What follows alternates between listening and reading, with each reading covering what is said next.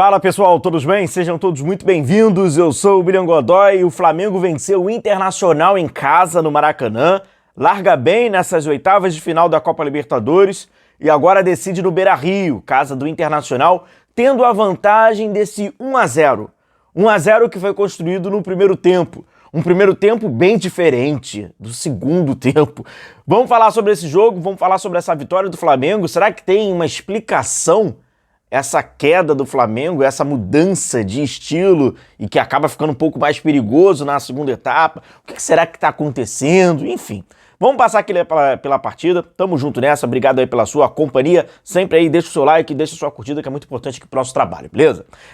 Vou mostrar para vocês aqui. Antes, eu só quero passar uma fala. Vamos fazer assim, uma fala primeiro do Roger Machado.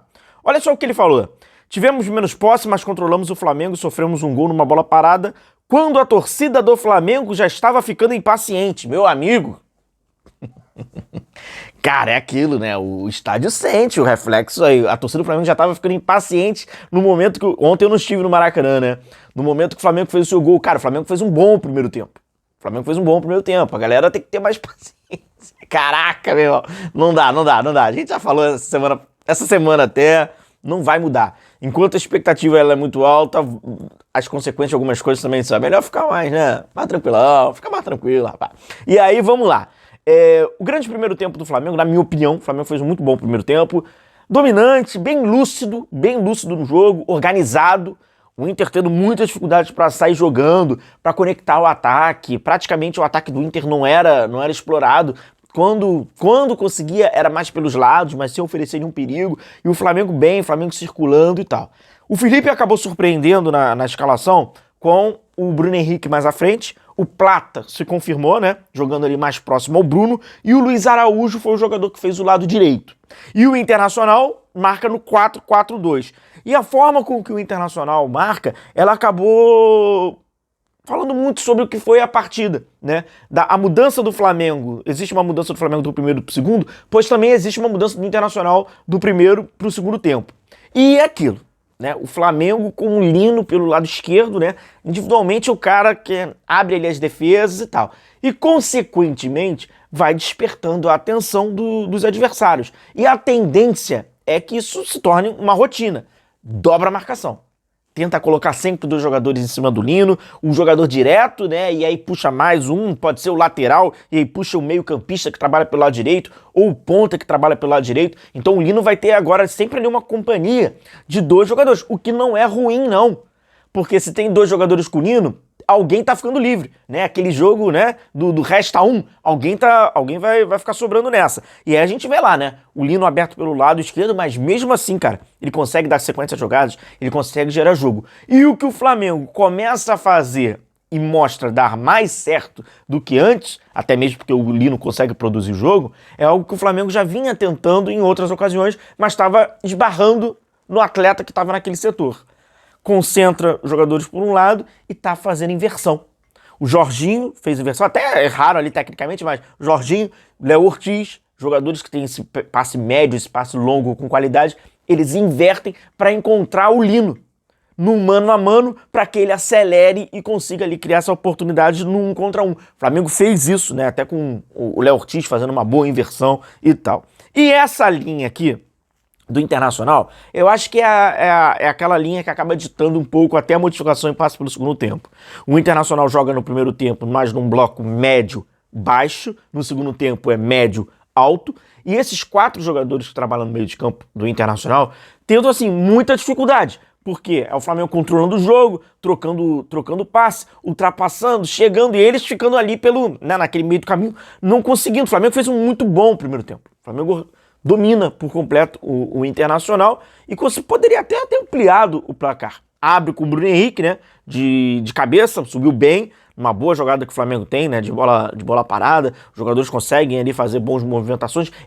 Teve uma falha grosseira na defesa do Internacional, que permite o Bruno Henrique subir sozinho, né, o Bruno Henrique é um bom cabeceador, então teve uma falha, né, um grande erro ali, equívoco, que certamente o torcedor do Inter vai ficar na bronca ali com o sistema defensivo da bola parada. E o Bruno é aquilo, né, um cara extremamente especial para a história do Flamengo. É extremamente especial para a história do Flamengo.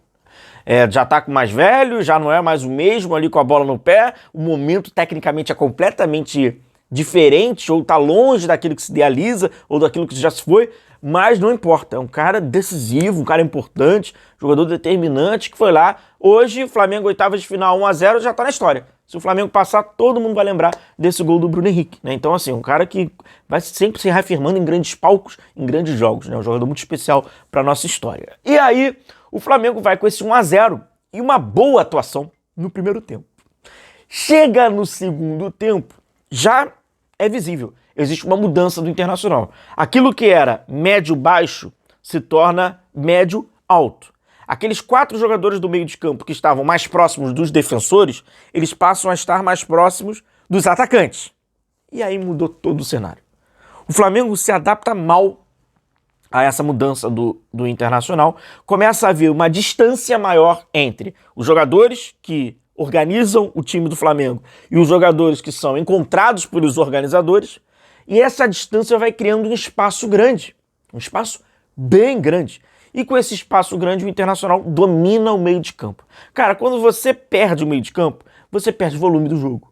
É difícil você controlar o jogo. E o pior, o Flamengo não teve saída. Então fica um segundo tempo onde o Flamengo quer explorar com a velocidade dos seus jogadores da frente, a velocidade desses caras, as costas da defesa do Inter, aproveita que o Inter começa a subir um pouco mais, você quer explorar com a velocidade, mas você não tem encaixes para isso, você não consegue, você não tem saídas de velocidade.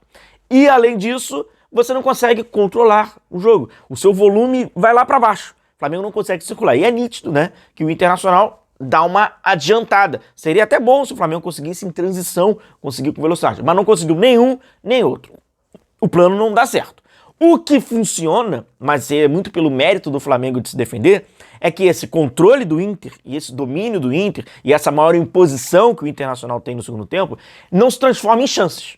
Porque o Flamengo é um time que se defende bem. Então é aquilo, por mais que o Flamengo não saia no contra-ataque, que o Flamengo não consiga ter a posse, mas ele também não fica sofrendo. Bola, aquele, caramba, defesa do Rossi, defesa, porque o Flamengo se defende bem. Mas é um jogo que é nítido que o Flamengo não vai conseguindo ter, vamos buscar o segundo. Opa, agora vai chegar no segundo. Não, vai ficando nítido que vai ficando naquele 1-0 ali, naquele flerte até o final. O Felipe promoveu mudanças e ele, por exemplo, colocou o Carrascal e chamou a minha atenção na resposta do Felipe, que ele elogia bastante o jogador e fala, aí ele diz que hoje acabou saindo um pouco da posição que a gente pensou para ele, talvez por querer mostrar mais. Ele acabou perdendo a posição. Ele tem muito talento, vamos lapidar para ele possa virar ídolo tal do Flamengo. Essa até da posição do jogador, é aquilo, né? É com jogo, cara. É com treino, é com trabalho. Realmente, às vezes o jogador se perde. Ah, vai jogar ali, mas e quando perde a bola, tal, muda. Entre as modificações entrou ali o Pedro, jogou mais à frente. Às vezes o Carrascal grudava muito. Eu não sei se o Felipe tá dando referência a isso.